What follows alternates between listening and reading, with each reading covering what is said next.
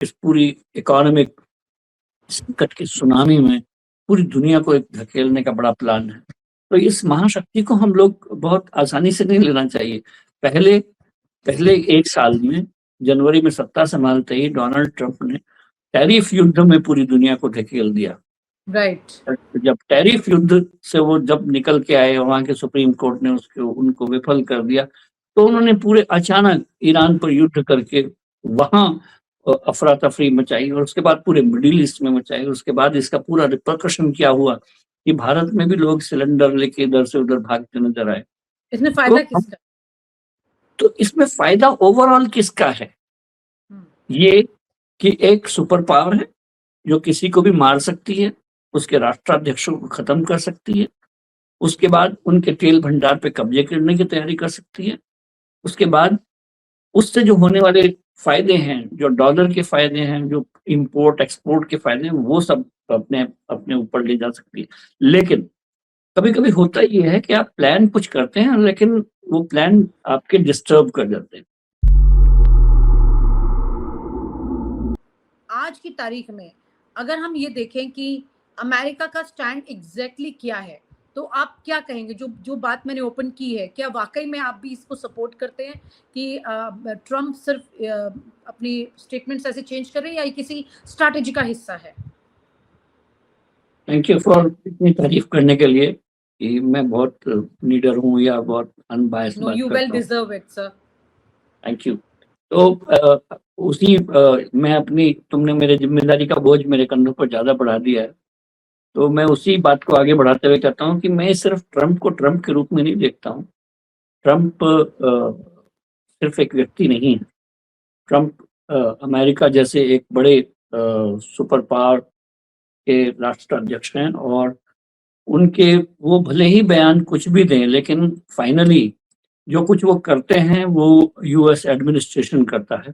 और देखना ये होगा कि अमेरिकन एडमिनिस्ट्रेशन के हित कहाँ जुड़े हुए हैं, क्योंकि ऐसा नहीं है कि ट्रम्प ने रात को सपना देखा कि सुबह ईरान पर लड़ाई करनी है और खमेनी को मार डालना है या उनके पूरे कुनबे को खत्म कर डालना है और अमेरिका युद्ध के लिए चला जाएगा। तो ये एक व्यक्ति का फैसला नहीं है, आपको ये समझना होगा। ये एक ऐसे देश का फैसला है जिसका रिप्रेजेंटेशन डोनाल्ड ट्रंप करते हैं। और आप कहें कि डोनाल्ड ट्रंप सोचते समझते नहीं हैं, अनप्रेडिक्टेबल हैं या वो उनको कुछ समझ में नहीं आ रहा है, तो फिर हमको ये कहना होगा कि अमेरिका को कुछ नहीं समझ में आ रहा है और अमेरिका एक कुछ ऐसा बौखलाहट में करता जा रहा है जिसका ओर छोर उसको पता नहीं। लेकिन ये पहली बार नहीं हो रहा है कि अमेरिका किसी युद्ध में कूदा और उसको संभाल नहीं पाया।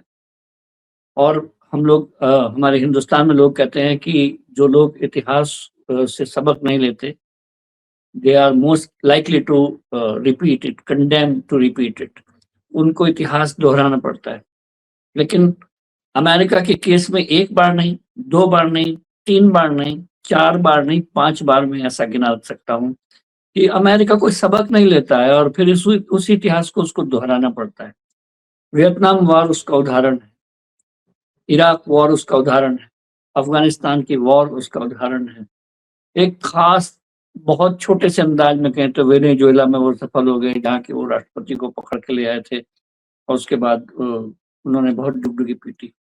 खाड़ी युद्ध अमेरिका की बेवकूफियों का एक सबसे बड़ा उदाहरण है, जब 8 साल की एक लड़ाई चली थी। और इन सब, अगर अमेरिका अपने आप को इन सारे लड़ाइयों से सबक लेने को तैयार नहीं है, तो उसमें डोनाल्ड ट्रंप को सिंगल आउट नहीं किया जाना चाहिए। उनके बहुत सारे प्रेडिसेसर्स रहे हैं अमेरिका के राष्ट्रपति, जिन्होंने युद्ध में कूदना तो सीखा था लेकिन एग्जिट प्लान उनके पास नहीं था, या उनके दुश्मन ऐसे थे कि जिन्होंने अमेरिका को युद्ध में फंसाया और बहुत लंबे समय तक ब्लीड किया, या अमेरिका के एडमिनिस्ट्रेशन में कुछ ऐसे लोग हैं और जो हथियारों की इंडस्ट्री वाले लोग हैं जो लगातार युद्ध चाहते रहते हैं और लगातार इन सारे हथियारों का इस्तेमाल करना चाहते हैं। तो डोनाल्ड ट्रंप उनका प्रतिनिधित्व करते हैं। बेंजामिन नेतन्याहू इजराइल के जो प्रधानमंत्री हैं, वो यहूदी प्रधानमंत्री हैं इजराइल के, पूरे यहूदी देश के हैं। डोनाल्ड जो जो रिपब्लिकन एडमिनिस्ट्रेशन है उसमें से 40-50% लोग जूइश हैं, उनके भी हित इजराइल से जुड़े हुए हैं। तो एक इजराइल की एक ऐसी वॉर थी जिसको डोनाल्ड ट्रंप को घसीट लिया गया और उनको एग्जिट प्लान उसमें दिख नहीं रहा है। ये हम लोगों का दुर्भाग्य है कि लड़ते ये लोग हैं और झेलना हमको पड़ता है, पर इस लड़ाई का कोई अंत डोनाल्ड ट्रंप को इस समय दिखाई नहीं दे रहा। जो सर उनकी स्टेटमेंट्स हैं डोनाल्ड ट्रंप की, वो समझ में नहीं आती हैं। एक तरफ वो कहते हैं कि आप अपनी हमारी बात मान लीजिए, फिर कहते हैं कि नहीं आपको इसके रिपरकशंस देखने पड़ेंगे। फिर एक तरफ वो कहते हैं हमने तो जीत लिया है युद्ध, दूसरी तरफ वो वहाँ पर अटैक कर रहे होते हैं, है ना? मतलब ऐसा लग रहा है जैसे कि अमेरिका ये नहीं समझ पा रहा है कि इस बार ईरान के साथ उसने क्या गलती कर दी है, क्योंकि ईरान के पीछे रूस और चीन है। इधर अमेरिका को एग्जैक्टली इनडायरेक्टली रूस और चीन के साथ लड़ना पड़ रहा है क्या, ईरान के साथ नहीं? मतलब जो बात मुझे और आपको समझ में आ रही है वो बात अमेरिका के बहुत दिमागदार प्रशासन को समझ में नहीं आ रही होगी क्या? जाहिर है। हाँ, तो इनका खेल समझना होगा आपको। खेल ये है कि पूरी दुनिया को ऐसे डिसरप्शन में झोंक देना है जहां पर पूरी लोग अमेरिका को देख तो रहे हैं इस समय, लेकिन आप सोचिए कि तेल की कीमतें 100 बैरल से ऊपर जा रही हैं। पहले उन्होंने ईरान के तेल को कैप कर दिया, रशिया से जो तेल आ रहा था बड़ी मुश्किल से दूसरे लोगों को जाने दिया, वेनेजुएला के तेल पर उन्होंने कब्जा कर लिया। इसके बाद जो तेल की कीमतें सोर हुई, ऊपर चली गई, उसको किसको फायदा जा रहा है? ये अमेरिका का एक ग्रेट डिसरप्शन प्लान है और उस पूरी अफरा तफरी में, इस पूरी इकोनॉमिक संकट की सुनामी में पूरी दुनिया को एक धकेलने का बड़ा प्लान है। तो इस महाशक्ति को हम लोग बहुत आसानी से नहीं लेना चाहिए।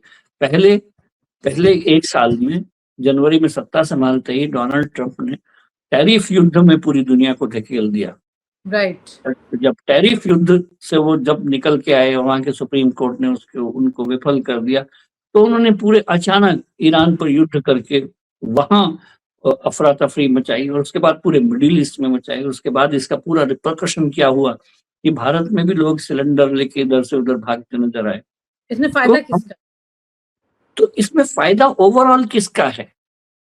ये कि एक सुपर पावर है जो किसी को भी मार सकती है, उसके राष्ट्राध्यक्षों को खत्म कर सकती है, उसके बाद उनके तेल भंडार पे कब्जे करने की तैयारी कर सकती है, उसके बाद उससे जो होने वाले फायदे हैं, जो डॉलर के फायदे हैं, जो इंपोर्ट एक्सपोर्ट के फायदे हैं, वो सब अपने अपने ऊपर ले जा सकती है। लेकिन कभी कभी होता ये है कि आप प्लान कुछ करते हैं लेकिन वो प्लान आपके डिस्टर्ब कर जाते हैं। प्लान ये था कि किसी भी ढंग से खamenei को मार डालेंगे, उनके 30-40 लोगों को मार डालेंगे, उसके बाद एक रिजीम चेंज हो जाएगा, उस रिजीम चेंज के बाद हम ईरान पे कब्जा कर लेंगे और ईरान के सारा तेल जो होगा उसको भी हम लोग बांटने लग जाएंगे। लेकिन ये प्लान थोड़ा गड़बड़ा के लगता है।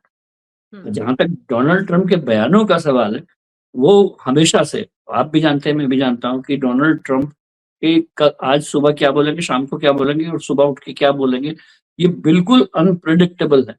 लेकिन सौभाग्य से उनके जितने भी कदम हैं, जो एक्शंस हैं, वो मुझे प्रेडिक्टेबल लग रहे हैं और इतने प्रेडिक्टेबल हैं कि डोनाल्ड ट्रंप का चेहरा और उनके बयान की बात सुनना बंद कर दीजिए, उनको चेहरे देख के आप इस समय बैरोमीटर की तरफ खुल के सामने आता है कि वो गुस्से में है, बौखलाहट में है या वो क्या खीज में है। ये जो एक डिसेप्शन वॉर होती है उसके बिल्कुल खिलाफ है। जैसे चाइनीज युद्ध सिद्धांत है सुन का कि जब आप कमजोर हों तो मजबूत दिखने की कोशिश करिए, जब आप मजबूत हों तो कमजोर दिखने की कोशिश करिए। मतलब यहाँ पर ट्रंप जो है वो एक तरह से वो बिल्कुल एक्सपोज नजर आते हैं, वो बिल्कुल मतलब जैसे किसी राजा के कपड़े उतार दिए गए हों और वो उस तरह का दिख रहा हो। भेद खुल चुका है। अमेरिका के जो ये रिप्रेजेंटेटिव हैं, उनके प्रेसिडेंट बिल्कुल एक्सपोज हो चुके हैं, इसको कह सकते हैं एक्सपोज हो चुके हैं, वो न्यूड नजर आने लग गए हैं पूरी दुनिया के लिए। जी। और आप हमसे जुड़े रहने के लिए सब्सक्राइब करें YouTube पर, फॉलो करें Twitter पर और लाइक करें Facebook पर। और ज्यादा जानकारी के लिए आपको टाइप करना होगा सिर्फ न्यूज नशा।